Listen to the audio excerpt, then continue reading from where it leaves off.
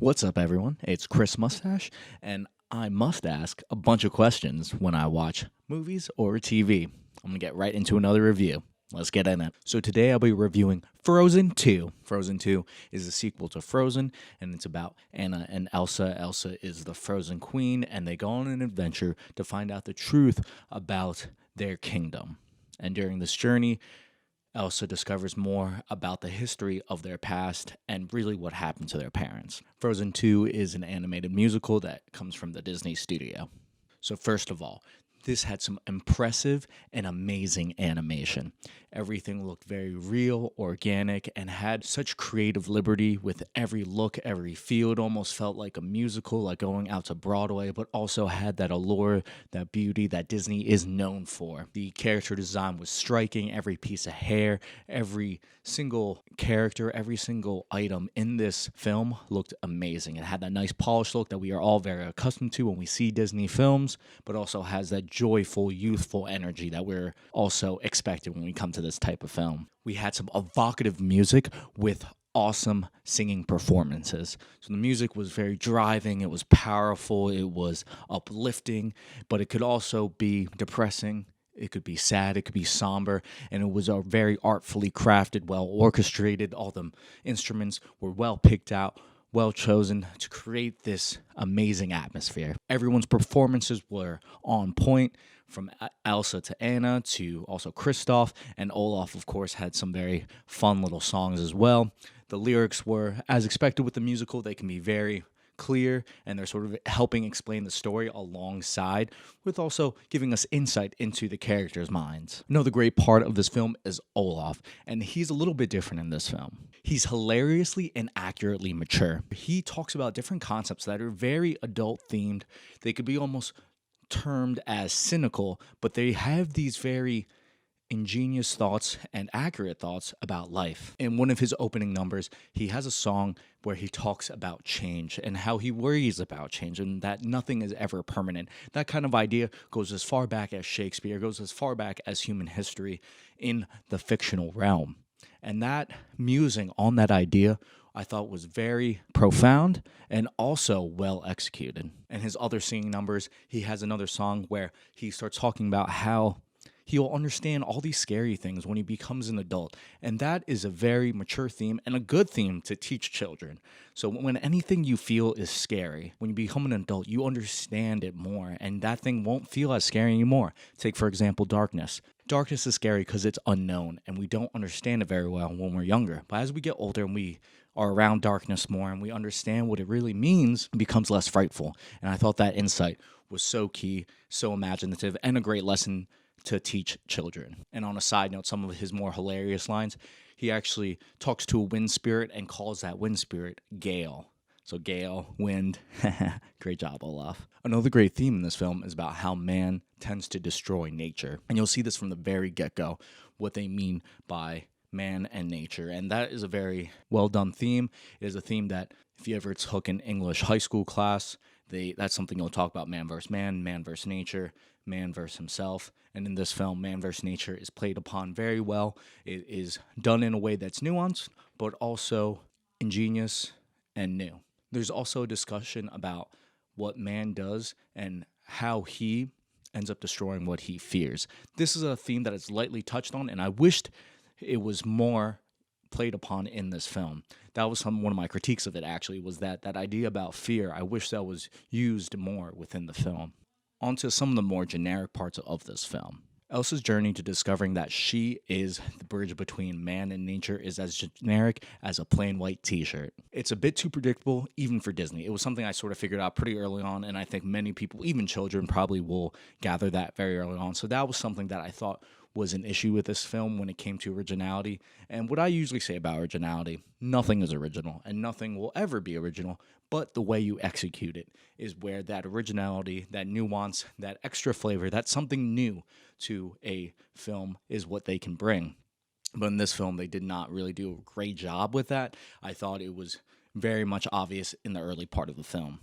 Besides Elsa's generic journey, Anna was an insufferable and aggravating character to watch. In the first film, juxtaposed to this one, she was very endearing, and I wanted to see her continue her journey. But in this one, I hated her. During this entire film, she's constantly worrying about Elsa. And you'll see when you watch it why she's worrying about her. She's afraid that Elsa will go too deep into her magical powers and never return to being human again. It is so aggravating to watch from the very beginning because she is worried about Elsa going into dangerous situations.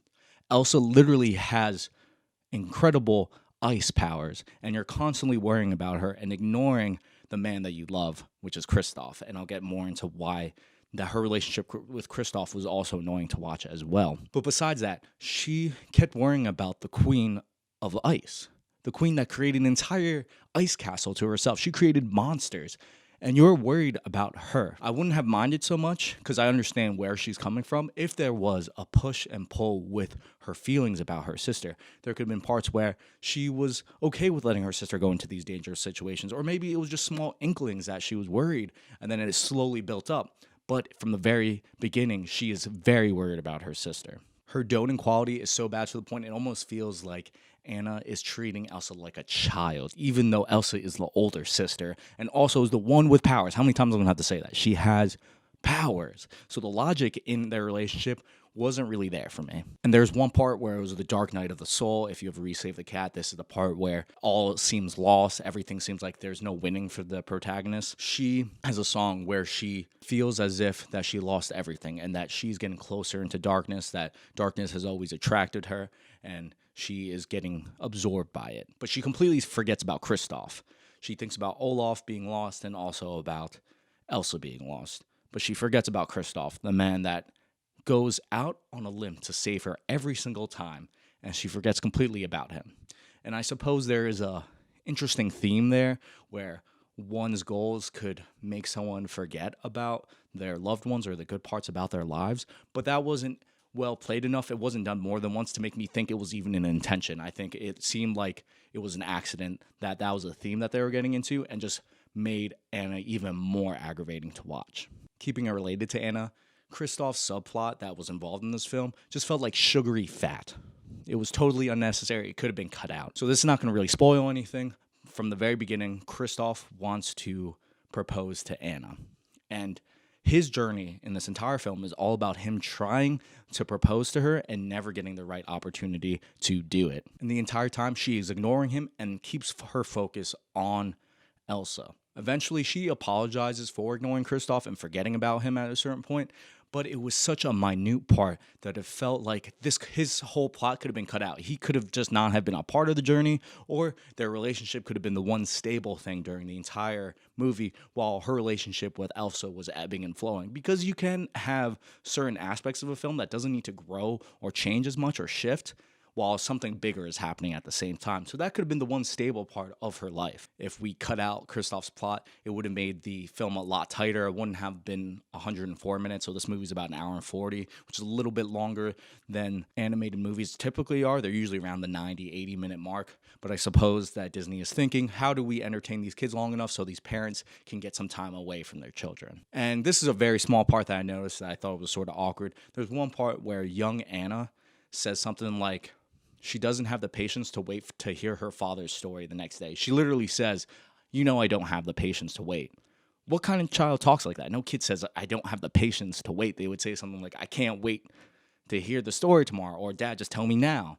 That kind of more simpler dialogue. Overall, this is a slightly above average Disney film. It's not as good as Frozen 1, but the music is awesome. It's inspiring. It's youthful. It's energetic. It is chromatic. It has a lot of layers to it. The singing performances were amazing. The animation was beautiful. It was what you would think when you walk into a Disney film, that it is spectacular, it's vivid, it's bright. And some of the themes they played on were very nuanced, especially when they were focusing in on Olaf. And I thought that was a great turn of character for Olaf himself to make him more mature. The worst part of this film is Anna, who is one of the main characters. So this is where this film could be aggravating for many people. To watch her in this and seeing her emotion, seeing how she's acting is very frustrating. Kristoff's subplot was just excess fat, I guess, to appease fans who wanted to see their relationship sort of have this conflict, sort of this butting heads, but I thought it was just sugary fat that could have just been cut out to make the story a lot tighter. So I'm going to give this film a 6 out of 10. I think it's a great film for parents to bring their kids to, or even if you're an adult who just wants to see the second Frozen. It's not a must watch, but it definitely is something that if you're in the mood for, it'd be really great to watch. And this film will give older people a little bit more of a profound experience than your typical animated movie. So this film is on Disney Plus. If you don't have it, I highly recommend getting it. They also have that package where you can get Disney Plus, Hulu, and ESPN all together for $12.99. So get it while you can. It's a great deal. Thanks for watching. Guys, remember to subscribe, comment below, tell me how you feel. Just remember, this is my opinion. This is just how I felt. Critique is all about a subjective nature, so none of this is ever fact. I'd love to hear what you guys thought, and I'll see you guys next time.